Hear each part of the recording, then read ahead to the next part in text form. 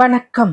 வசியின் வாசிப்புகளில் சிவகாமியின் சபதம் 2ஆம் பாகம் காஞ்ச முற்றுகை. அத்தியாயம் 39. விடு படகை. கூட்டத்தில் எல்லோருக்கும் முன்னதாக தளபதி பரஞ்சோதி விரைந்து வந்து மாமல்லருக்கு வணக்கம் செலுத்தி, பிரபு, இதென்ன இப்படி செய்து விட்டீர்களே, எங்களையெல்லாம் கதிகலங்க அடித்து விட்டீர்களே என்றார். மாமல்லர் பரஞ்சோதியை ஆர்வத்துடன் ஆலிங்கனம் செய்து கொண்டு, உங்களுக்கெல்லாம் ரொம்பவும் கவலைத்தான் அளித்து விட்டேன். அப்புறம் நீங்கள் என்ன செய்தீர்கள்?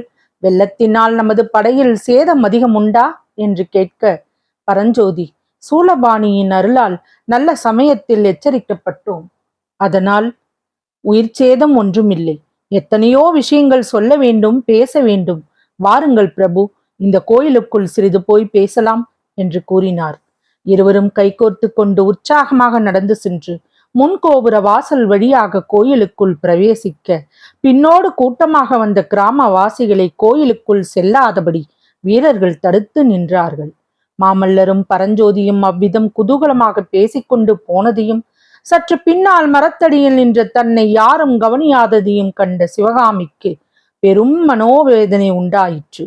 ஆயனாரும் அவரோடு ரதியும் சுகரும் மட்டும் சிவகாமி நிற்கும் இடம் வந்தார்கள்.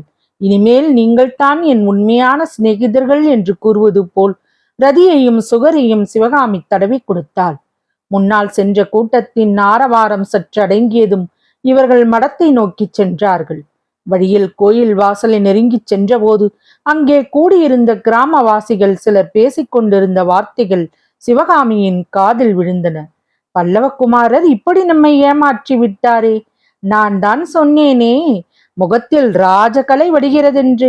கேவலம் சிற்பியின் முகமா அது? தகப்பனாரைப் போலவே புதல்வரும் வேஷம் போடுவதில் வெகு சமத்தர் போல் இருக்கிறது. ஆயனார் குடும்பத்தை காப்பாற்றுவதற்காகவே இந்த வெள்ளத்தில் அகப்பட்டு கொண்டாராமே. என்னத்தான் அபிமானம் இருந்தாலும் அவ்வளவு தூரத்துக்கு போயிருக்க கூடாது. ஏதாவது அபாயம் நேர்ந்திருந்தால் பல்லவ சாம்ராஜ்யத்தின் கதி என்ன ஆகிறது?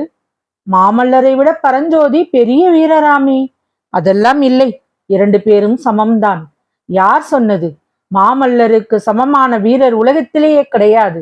பரஞ்சோதியை போர்க்களத்துக்கு சக்கரவர்த்தி அழைத்து போயிருந்தார். அதனால் அவருடைய வீரம் வெளியாயிற்று. மாமல்லர் முதலில் புள்ளலூர் சண்டையில் தானே கலந்து கொண்டார். அங்கே பரஞ்சோதி இருந்த இடம் தெரியாமல் போய்விடவில்லையா? அவர்களுக்குள்ளே வித்தியாசமே கிடையாதாம். அவ்வளவு அந்யோன்ய நண்பர்களாம். நாம் ஏன் வித்தியாசப்படுத்தி பேச வேண்டும்? எது எப்படியோ இருக்கட்டும். 2 பேரும் நம் வீரில் ஒரு விருந்துண்ணாமல் திரும்பி போகக்கூடாது. இந்த மாதிரி பலவிதமான பேச்சுக்களையும் காதில் வாங்கி கொண்டு சிவகாமி மடத்துக்கு போய் சேர்ந்தாள். அவளுடைய உள்ளம் அளவில்லாத பெருமையையும் சொல்ல முடியாத வேதனையையும் மாறி மாறி அடைந்து கொண்டிருந்தது. கிராமவாசிகளின் விருப்பத்தின்படியே மாமல்லரும் பரஞ்சோதியும் மற்ற வீரர்களும் கிராமவாசிகள் அவசரமாக பக்குவம் செய்து அன்புடன் அளித்த விருந்தை உண்டார்கள். விருந்து முடியும் போது அர்த்தராத்திரிக்கு மேலே ஆகிவிட்டது. பொழுது விடிந்த பிறகு போகலாம் என்று கிராம பெரியோர்கள் கேட்டுக்கொண்டது பயன்படவில்லை. இரவுக்கிரவே கிளம்ப வேண்டியது அவசியமாக இருக்கிறது. புறப்படும் சமயம் வந்தபோது ஆயனாரிடமும் சிவகாமியிடம் விடைபெற்றுக் கொள்ள மாமல்லர் மடத்துக்குள்ளே சென்றார். ஆயனாரே, உங்களிடம் விடைபெறுவது எனக்கு சங்கடமாய்த்தான் இருக்கிறது. ஆயினும் என்ன செய்யலாம்? புலிகேசியின் படைகள் காஞ்சியை நெருங்கி வந்து கொண்டிருக்கின்றனவாம். உடனே வரும்படி சக்கரவர்த்தி சொல்லி அனுப்பியிருக்கிறார் என்றார் மாமல்லர். மாமல்லரிடம் அளவில்லாத அன்பும் மரியாதையும் கொண்டவரான ஆயனார், பிரபு, இவ்வளவு நாள் தாங்கள் இங்கிருந்து நாங்கள் செய்த பாக்கியம். இதற்கு மேல் நாங்கள் ஆசைப்படக்கூடாது. போய் வாருங்கள். உங்களை வழி அனுப்ப நாங்களும் நதிக்கரை வரையில் வரலாம் அல்லவா என்றார். அவ்வளவு தூரம் வருவது அவசியமில்லை. இஷ்டப்பட்டால் வாருங்கள் என்றார் மாமல்லர்.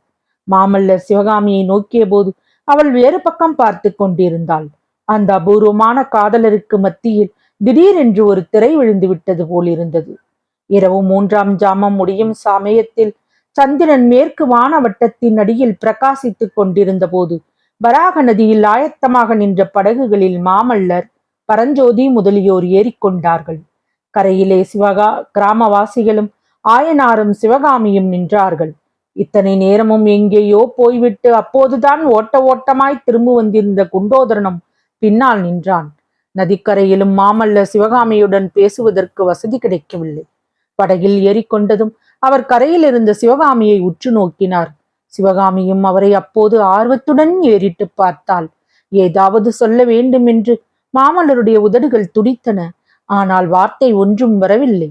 தளபதி பரஞ்சோதி, விடு படகை என்று கட்டளையிட்டார்.